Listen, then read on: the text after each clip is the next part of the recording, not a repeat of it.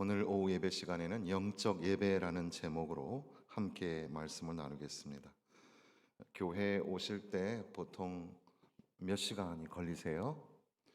교회 오실 때 멀리서 오는 분들도 계시고 또 교회 근처에 이렇게 계시는 분들도 있습니다. 10분, 20분 정도 거리에 있는 분들도 있을 거고 또 멀리서 오시는 분들도 계시죠. 우리는 수원, 파주, 양평, 대전, 천안이죠. 천안에서도 이렇게 예배를 드리려고 찾아오시는 성도들도 있습니다. 연세가 있으신 우리 어르신들, 권사님들, 집사님들 버스 타고 지하철 타고 이렇게 먼 길을 이른 아침부터 오는 그런 분들도 계십니다. 예배를 사모하여서 그렇게 오전부터 오후까지 이렇게 오신 여러분, 하나님이 복 주실 줄로 믿습니다. 하나님이 여러분 육신의 연약한 것도 또 마음에 답답하고 속상한 것도 하나님이 치료하여 주시고 고쳐 주시고 다시 새 힘 얻게 하실 줄로 믿습니다. 예배가 능력입니다. 예배가 힘입니다. 예배를 사모하는 심령에게 하나님이 복 주실 줄로 믿습니다. 서둘러 교회 가야 하는 주일 아침인데 아이가 늑장을 부리면서 장난을 치는 통에 화가 났습니다. 엄마가 소리를 지르면서 지랄 좀 그만해. 아이고 이거 죄송합니다. 이 경상도에서는 지랄이 평상시 나오는 단어라 제가 사전 찾아보니까 예의 없이 제멋대로 구는 짓거리, 또 어떤 사전에는 마구 법석을 떨거나 분별 없이 하는 행동을 욕으로 이르는 말, 이렇게 되어 있던데, 하여튼 지랄 좀 그만해 막 하면서 아이를 서둘러서 교회로 데리고 나간 거죠. 교회에 도착했는데 마침 목사님이 나와 계셨습니다. 엄마가 목사님에게 상냥하게 인사를 드리면서 안녕하세요 목사님, 그리고 아이에게 하는 말이 야 뭐해, 목사님에게 인사해야지, 배꼽 인사 했어요. 목사님 웃으시면서 아이를 안고 머리를 쓰다듬어 주십니다. 그리고 나서 그 아이에게 목사님이 물어봐요. 예, 교회 오는데 시간이 얼마나 걸리니? 물어봤어요.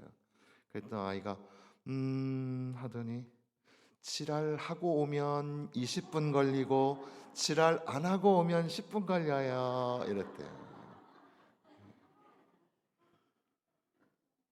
오늘 지금 우리가 읽은 말씀 다른 성경에서는 그러므로 나는 이제 여러분이 이렇게 살기를 바랍니다. 하나님께서 여러분을 도우실 것입니다. 여러분의 매일의 삶, 일상의 삶을 하나님께 헌물로 드리십시오. 학교 요즘에는 이제 학교 수업을 영교시, 1교시, 2교시 이렇게 부르기도 하는데 예배를 소중히 여겨서 예배당에 시간 전에 나와서 예배를 사모하는 마음을 갖고 우리 전임 교육자들, 우리 교육자들 제가 이제 간단한 매뉴얼을 이제 우리도 있는데요. 그런 수칙이 있는데 그 중에 하나가 뭐가 있냐면 교회 공식적인 예배가 있는 날 그 시간에 교회에 무조건 1시간 전에 도착해 있을 것. 그리고 예배를 드리는 그 장소에 30분 전에 반드시 도착해 있을 것. 왜 그렇게 할까요? 예배 정시에 시작하니까 정시에 오면 되잖아요. 그런데 30분 전에는 모든 상황이 다 완벽하게 되어 있는지 준비를 해야 됩니다. 그리고 그거보다 더 30분 전에 마음의 준비를 하는 거죠. 어떻게 예배를 섬기고 어떻게 성도들을 섬길 수 있을까? 오늘 우리가 드리는 예배가 삶이 되어야 한다는 그런 말씀을 우리가 함께 나누기를 원하는 겁니다. 산재물이라는 말씀이 나오죠. 재물이라는 것, 산재물, 이 말 자체가 좀 앞뒤가 안 맞는 말입니다. 재물이라는 것은 죽어야 되는데 살아 있는데 죽어야 된다. 이게 말이 안 되잖아요. 그러니까 나를 죽이고 나를 낮추고 나를 겸손하게 만드는 예배, 내 삶에 드려질 그런 예배, 주님 앞에 그런 삶을 드리는 그것을 하나님은 기뻐 받으시는 하나님을 향한, 하나님을 위한 영적 예배라고 말씀하시는 겁니다. 여러분의 삶에 오늘 주일, 거룩한 주일에 예배당에 나와서 경건하고 거룩한 모습으로 드렸던 예배, 이 예배뿐 아니라 우리의 일상의 삶에서 진실한 예배가 올려지고 하나님이 받으실 만한 거룩한 산 제물이 되어야 하지 않겠습니까? 그렇게 하기 위해서 우리가 너무나 잘 알고 있는 오늘 본문의 말씀을 택해서 다시 읽어봅니다. 첫 번째는 이 말씀이 이 세대를 본받지 말고, 너희는 이 세대를 본받지 말고 이렇게 기록하고 있습니다. 하나님께 진실한 예배를 드리는 삶이라는 것은 세상과 다른 삶, 세상과 구별되는 삶을 사는 것을 의미하죠. 세상 풍조에 휩쓸리면 안 된다는 뜻입니다. 상담학에서 그 아이들이 이제 그 또래 집단의 그 압력을 받는 경우, 그런 경우를 피어 프레셔라고 하는데 또래 압력이라고 불러요. 그러니까 그 또래 집단 안에 못 들어가면 애가 왕따가 되는 겁니다. 그래서 그 안에 들어가야 되는 그런 강박관념을 갖게 되는 거죠. 이 아이들만 그런 게 아니라 어른들도 마찬가지예요. 우리 어른들의 처세술에도 보면, 야, 너무 튀지 마, 너무 앞서지도 말고 너무 뒤서지도 마, 대충 따라가면 돼. 시대 문화라는 거, 시대의 조류라는 거 따라가면 되는 거야, 이렇게 말하는데, 예배는, 하나님이 기뻐하시는 예배는 세상을 따라가는 게 아닙니다. 오히려 어떻게 보면 그 물을 거슬러 올라가는 연어처럼 세상과 역류하는 것이 예배일 수 있습니다. 차별금지법 뭐 그런 얘기할 때 요즘에 국회의원들이 유행처럼 하는 말들이 뭔지 아세요? 뭐냐 하면 유럽에서는 이렇게 하고 있다고, 그리고 다들 이런 선진국에서는 다 하고 있는 거라고 그런 얘기 하잖아요. 그래도 우리나라는 기독교인들도 물론 반대하지만 일반적인 국민들 정서도 그거 잘못된 것 같은데 그런 생각을 가지고 있어요. 참 다행스러운 건데, 세상이, 선진국이 한다고 우리가 다 따라가야 되나요? 그렇지 않아요. 오히려 유럽 사람들이 한국에 와서 어떻게 이렇게 한국 사람 질서를 잘 지키고 어떻게 한국 사람들은 어른들을 공경하는 게 여전히 이렇게 존재하는가, 오히려 그들에게 우리가 가르쳐 주어야 하지 않겠습니까? 영국에서 가서 잠깐 공부할 때도 그런 생각 들더라고요. 뭐 위대한 신학자들이 있는 그런 나라인데, 그런데 속으로 그런 생각이 들었어요. 아, 이 사람들이 한국에 와서 한국 교회에서 좀 배워야 되겠다, 그런 생각을 많이 가졌습니다. 왜 유럽의 교회가 문을 닫았을까? 새벽 기도가 사라지고 노방전도가 사라지고 개척교회 운동이 사라지고, 그러니까 교회가 문을 닫았는데, 그 유수한 신학을 가지고 있었던 그런 나라들이 오히려 이제는 문을 닫고 이제 정말 0.1%도 안 되는 0.2% 1%밖에 안 되는 그런 기독교 신자를 가지고 있는 그런 참담한 상황이 있는데, 세상의 문화, 뭐 우리가 말하는 그 르네상스, 문예부흥, 또 인간을 위한 인문학, 이런 것들이 다 좋지만, 그러나 우리의 신앙, 우리의 예배는 그걸 따라가는 게 아니에요. 오히려 그것을 역류해야 될지도 모른다는 겁니다. 세상과 달라야 한다. 세상을 본받지 마라. 이 세상에 동화되지 마라. 이렇게 말씀하시는 겁니다. 그래서 뭐 어떤 글에 보니까 조선 시대에 이제 기독교가 들어올 때 탐관오리들이 그 야소교, 기독교인들이 살고 있는 마을에는 잘 들어가기를 싫어했다고 해요. 거기서 부정부패를 저지르기가 참 어려웠다는 거죠. 그러니까 이제 벌써 200년이 지나가는 한국 교회에 그 복음이 전파되고, 그리고 그때에 평양에 대부흥 운동이 일어나고 그럴 때에, 그때에는 이 사회가 성경이 또 하나님의 말씀이 가르쳐 주시는 그런 삶의 개혁이 일어나서 방황하고 술 취하고 뭐 노름하고 싸우고 하던 것들이 사라지는 사회 윤리를 이끌어가고 선도했던 그런 기독교의 정신이 있는데, 그 정신이 대학을 세웠고 이 사회를 이끌어오지 않았습니까? 그런데 오늘날 우리는 세상에 끌려가기 바쁘다는 거죠. 세상에서 하라는 대로 하고, 그래서 예배 드려야 한다고 말하는데 불구하고 나 세상에서 할 일이 많아요. 어디도 가야 되고 이것도 해야 되고 저것도 해야 되고, 그래서 예배 드릴 시간이 없는 거예요.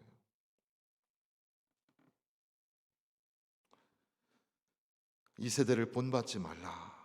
그러니까 오늘 우리가 하나님 앞에 살아있는 예배를 드린다는 것은 세상에 끌려가는 것이 아니라 세상의 모든 상황들하고 오히려 부딪히더라도 거룩한 하나님의 백성으로서 살아드리는 삶, 그것이 바로 우리가 진정 하나님께 올려드려야 할 산제사, 영적 예배인 것을 믿으시기를 바랍니다. 그리고 또한 그 다음에 뭐라고 말씀하죠? 오직 마음을 새롭게 함으로 변화를 받아 그랬습니다. 마음을 새롭게 하는 것. 그러니까 이 삶이 변화해야 되는데 가장 그 출발이 마음이라는 거죠. 마음. 겉으로는 변한 척 할 수 있어요. 속이 변해 있지 않은 거예요. 예레미야 선지자를 통하여 하나님이 말씀하시기를 할례를 받은 자, 할례를 받지 않은 자 다 심판을 받을 것이다.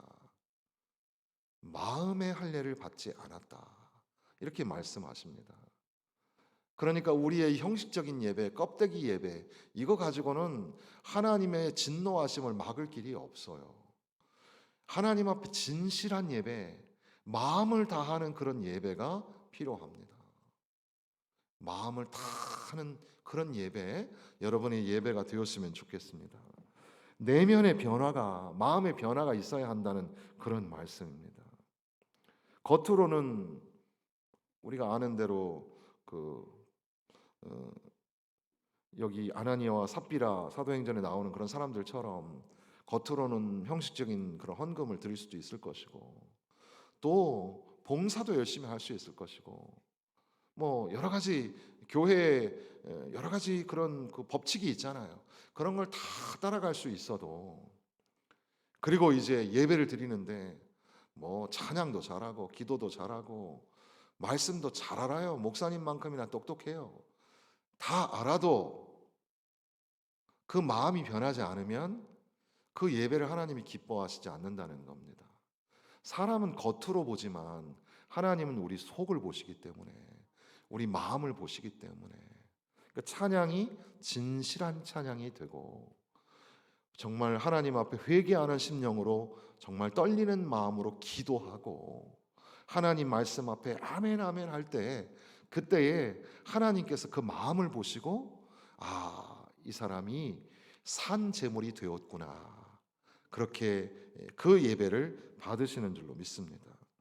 하나님이 진실한 마음의 열매, 마음의 변화를 통한 예배를 받으시는 것, 어떻게 보면 하나님께서는 우리가 새 사람이 되기를, 예수 그리스도 안에서 새 사람이 되어서 새로운 삶을 살기를 원하시는 거죠. 그것은 다분히 뭐 선한 윤리, 착한 그런 삶을 사는 것과 밀접한 연결 속에 있는데, 그러나 여기서 조금 다른 건 기독교가, 그러니까 선한 윤리, 기독교의 윤리, 사랑의 실천, 봉사, 그런 아름다운 덕목을 지키는 것, 거기에 멈추는 게 아니라 그게 천국 시민의 권리, 하나님 나라 백성의 삶의 모습이라는 거예요.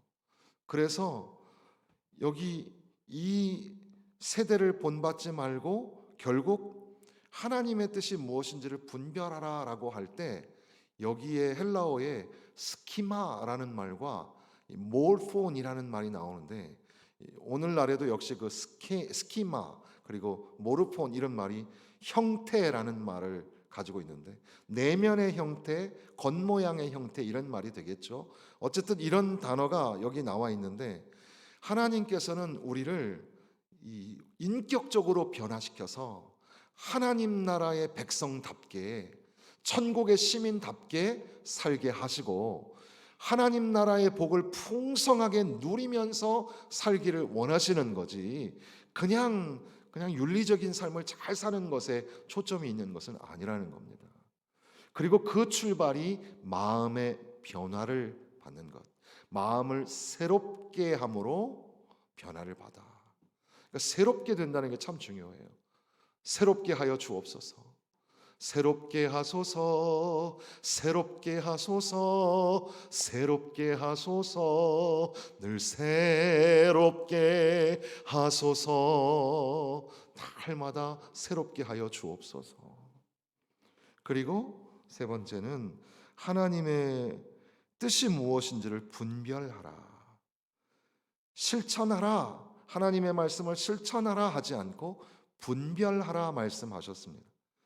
왜냐하면 하나님의 뜻이 어디에 있는지를 모르고 그렇게 막 이게 하나님의 뜻일 거야 라고 자기 주장을 하는 사람들이 많아요. 하나님의 선하시고 하나님의 기뻐하시고 하나님의 온전하신 뜻이 무엇인지를 좀 깊이 생각해 보라는 겁니다. 그리고 설령 우리가 행동 속에서 하나님의 뜻대로 살지 못한 거 있을 수 있잖아요. 우리가 하나님 앞에 하나님의 뜻대로 살지 못했습니다, 그렇게 회개의 기도를 드리잖아요. 그래도 하나님은 우리를 용서하여 주시면서 항상 하나님의 뜻이 무엇인지를 생각해라. 선하시고 기뻐하시고 온전하신 뜻이 무엇인지를 생각해라. 뭘 결정하실 때, 무슨 일을 할 때, 교회 안에서 이루어지는 그런 모든 일들도 마찬가지고요.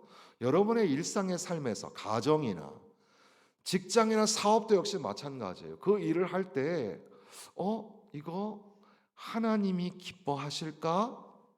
좀 생각을 해야 돼요. 보통 여러분들은 저한테 뭘 얘기하실 때 보면 뭐 통보하듯이 얘기를 하세요. 사실 목사님의 뜻을 물으려고 합니다라고 하긴 하는데 사실은 다 정해놓고 오실 때가 많아요. 그게 제 뜻을 구하긴 구하는 건가요? 사실은 여러분 마음대로 다 하시는 거 아닙니까? 그래서 조금 이게 이렇게 되면 안 될 것 같은데 그런 생각을 가질 때가 있어요. 그래도 제가 좀 마음이 넓잖아요. 그래서 그냥 그래 이렇게 하고 지나가서 그렇지, 사실은 저한테 허락을 맡아야 되는데 그러려면 과정이라는 게 필요하잖아요. 그런데 이미 다 결정해 놓고 오셔서 어떻게 할까요? 이렇게 말씀하시는 거예요. 비단 우리의 사람과의 관계에서만 이렇다면 이거는 괜찮은데, 하나님께 하나님의 뜻이 무엇인지를 묻지를 않고 하나님의 뜻이 뭔지를 분별하지를 않는 거예요. 그리고 자기 옳은 대로 하고 이걸 하나님의 뜻이라고 말하면 안 되지 않을까요? 하나님의 뜻이 무엇인지를 분별해야 돼요. 이단들이 잘하는 게 바로 그런 겁니다. 이 봄 학기가 되면 대학 캠퍼스에는요, 사이비 종교 이단들이 정말 너무 많아요. 여러분들이 생각하는 것보다 상상 초월입니다. 상상 초월. 거기 사이비 종교 신천지에 6개월인가 빠졌던 친구 그 이야기 유튜브에도 나오니까 보면은 어떻게 한 사람을 위해서 이렇게 여러 사람이 얽혀가지고 나를 옮겨가는지를 정말 깜짝 놀랄 정도라는 거예요. 거기 가면 똑똑한 친구들 많아요. 그런 친구들이 왜 사이비 종교에 빠질까 이상하잖아요. 그런데 빠지더라는 거죠. 여러분들도 마찬가지예요. 순식간에 유혹을 받을 수가 있어요. 하나님의 말씀을 살짝 왜곡하기만 하면 돼요. 하나님의 뜻이 무엇일까 잘 분별하는 것이 우리에게 얼마나 중요한지 몰라요. 바로 그게 하나님이 기뻐하시는 산 제물이 될 때 우리가 가져야 할 적어도 세 가지. 그게 뭐예요? 세대를 본받지 마라. 이 세상을 본받지 마라. 그리고 마음을 새롭게 함으로 변화를 받아라. 그리고 하나님의 선하시고 기뻐하시고 온전하신 뜻이 무엇인지 분별하도록 하라. 그렇게 될 때 우리는 하나님 앞에 나를 철저하게 죽이는, 그러나 삶으로 하나님 앞에 드리는 예배를 올려드릴 수 있게 된다는 겁니다. 너희 몸을 거룩한 산 제사로 드려라 했을 때 당시 그 그리스 문화에서는 너무 충격적인 말이었어요. 오늘 우리는 이걸 너무 자주 듣기 때문에 되게 쉽게 이해하지만 당시에 그리스 철학은 육신을 좀 천하게 여기는 사상이, 그 철학이 그 안에 있었거든요. 그래서 소마 세마 에스틴이라는 말이 있는데 육체라는 건 무덤이야, 이런 말까지 있었어요. 그런데 존귀하신 하나님 앞에 너희 몸을 거룩한 산 제사로 드려라, 이 말이 도저히 납득이 안 되는 거예요. 그때에 하나님 앞에 몸을 드린다는 게 뭘까? 이것을 바울 사도가 가르치는 것, 그것은 이방 나라를 본받지 말고 세상 사람들을 따라가지 말고 너희는 적어도 거룩한 하나님 나라 백성이니까 하나님 나라의 시민법을 가지고 살아라. 그것이 바로 너희 몸을 거룩한 산제사로 드리라는 뜻이다. 이렇게 말씀을 하는 거죠. 이것을 소위 신학적 용어로 말하면 리몰드라고 하는데, 개조한다, 변형한다, 이렇게 할 수도 있겠습니다. 그래서 하나님의 선하신 기뻐하신 온전하신 뜻을 따라서 내 삶의 형태를 바꾸어서 드리는 것. 그러니까 예배라는 것은 단순히 송영이 있고 찬송이 있고 대표기도가 있고 말씀이 있고 헌금이 있고 합심기도가 있고 축도가 있는 것, 이게 예배, 이것만 예배가 아니라 오히려 C.S. 루이스의 글에 보면 예배는 형식이 있는지 없는지 모를 정도로 자연스럽게 지나가는 게 예배예요. 그렇게 예배를 이해하고 있는 글을 보았습니다. 그 예배 드릴 때 너무, 우리 주일학교 아이들도 마찬가지예요. 유치부 아이들한테 예배 드리면서 땡, 다 같이 손을 모으고 전능하신 하나님 앞에 기도하겠습니다, 이렇게 하면 안 돼요. 그 아이들이 그 말이 무슨 말인지도 못 알아듣죠. 우리도 마찬가지예요. 오후 예배 찬양팀이 찬양을 하잖아요. 이 찬양은 예배 준비하는 시간이 아니에요. 그래서 처음에 권사님이 기도를 하면서 하나님 우리의 찬양을 받아주옵소서. 그 찬양이 이제 사회자와 함께 착 교차되면서 계속해서 이 예배가 진행이 되는 거예요. 그 예배는 자연스럽게 말씀으로 넘어가고 기도와 설교로 넘어가고, 자연스럽게 이게 형식이 있나 없나 싶을 정도로 자연스럽게 무르르듯이 흐르는 것이 예배 순서인데, 왜 이야기를 드리냐면 우리의 삶에서 드리는 예배, 이게 진짜 예배라는 거죠. 거기에 형식이 없어요. 가정에서 생활할 때 야, 다 같이 우리 모여서 예배 드리자, 찬송가 몇 장, 이렇게 가정 예배 드리는 것도 물론 훈련이 굉장히 필요한 거지만, 그러나 내가 가정에서 예배자가 돼서 남편과 아내에게 또 자녀들에게 하나님께 예배하듯이 사랑한다, 주의 사랑으로 우리 서로 사랑하자, 하나님을 찬양하자, 이것이 자연스럽게 녹아져 있다면 얼마나 좋을까. 내 삶의 예배가 내 가정을 벗어나서 직장과 일터에서 일어날 때, 저 사람은 예수님의 제자고 하나님의 예배자구나, 저 사람이 말하는 생명의 복음을 내가 들어야 되겠다, 그렇게 우리가 예배를 통하여 거룩한 삶의 영향력을 끼치게 된다는 사실입니다. 사랑하는 성도 여러분, 우리가 너무나 잘 아는 말씀입니다. 예배는 주일 1시간 예배에 제한되어 있을 수가 없습니다. 예배는 역동적인 것이고, 예배는 우리의 삶에 날마다 맺어져야 할 열매와도 같습니다. 사랑하는 성도 여러분, 예배를 꽉 붙잡으십시오. 예배가 너무너무 중요합니다. 문제가 있으십니까? 예배로 돌아오세요. 하나님이 회복시켜 주실 줄로 믿습니다. 아프고 병들었습니까? 예배 시간을 통하여 하나님 앞에 하나님 살려달라고 부르짖어 기도하면 하나님이 고쳐주실 줄로 믿습니다. 예배의 이 코어 멤버십이라고 하는데, 예배의 중심으로 들어오십시오. 자꾸 예배의 겉에서 뱅글뱅글 돌지 마십시오. 이 교회 갔다 저 교회 갔다 돌지 마세요. 하나님께 예배하되 예배의 중심으로 들어가셔서, 주님, 이 예배에, 오늘 드리는 예배의 가장 주인공은 난데 내 예배를, 나의 예배를 주님 받아 주옵소서.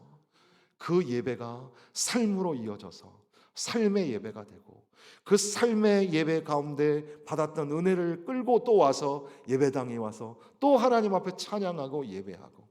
그래서 존 파이퍼 목사님은 예배가 선교의 원동력이며 선교의 목적이라고 말하죠. 왜 그러냐면 예배를 통하여 감동을 받아서, 그래서 전도를 나가고 선교를 나갑니다. 전도하고 선교해서 뭐 하자고요? 전도하고 선교해서 결국 하나님 앞에 예배하자는 겁니다. 온 나라 모든 열방이 하나님 앞에 예배하는 거죠. 하나님의 뜻이 무엇일까? 그렇게 기도하게 됩니다. 아버지, 당신의 마음이 있는 곳에, 당신의 마음이 있는 곳에 내 마음이 있었으면 좋겠습니다. 당신의 눈물이 있는 곳에 나의 눈물이 있었으면 좋겠습니다. 당신이 보는 곳, 그 영혼을 향하여 나도, 나의 눈도 그 영혼을 보았으면 좋겠습니다. 당신이 울고 있는 그 어두운 땅에 나의 발이 향하게 하여 주옵소서. 아버지의 마음, 그 마음이 내 마음이 되고, 아버지의 뜻이 내 뜻이 되고, 내 모든 삶이 아버지의 삶이 되기를 원합니다. 이렇게 찬양으로도 우리가 부를 수가 있겠죠.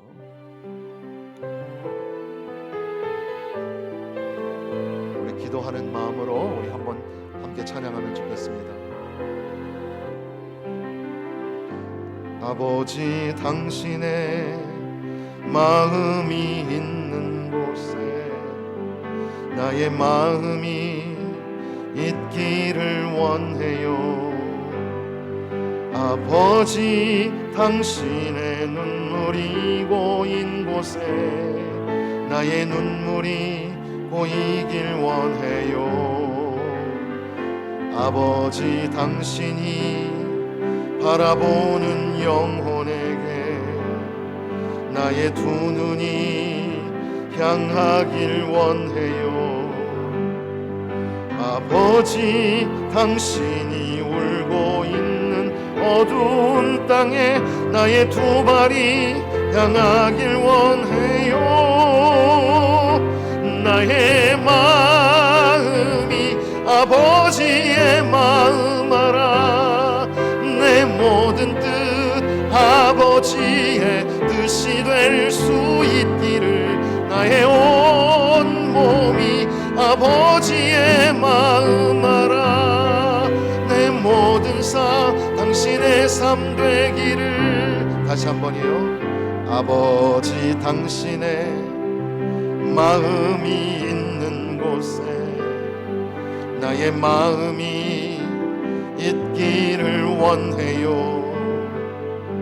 아버지, 당신의 눈물이 고인 곳에 나의 눈물이 고이길 원해요. 아버지, 당신이 바라보는 영혼에게 나의 두 눈이 향하길 원해요. 아버지, 당신이 울고 있는 어두운 땅에 나의 두 발이 향하길 원해요.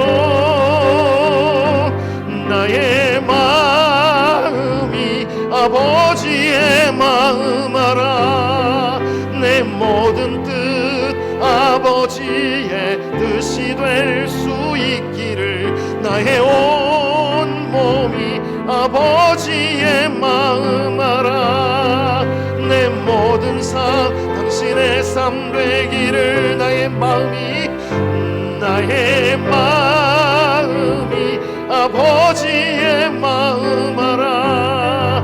내 모든 뜻 아버지의 뜻이 될 수 있기를. 나의 온 몸이 아버지의 마음 알아. 내 모든 삶 당신의 삶 되기를. 우리 함께 통성으로 기도하기 원합니다.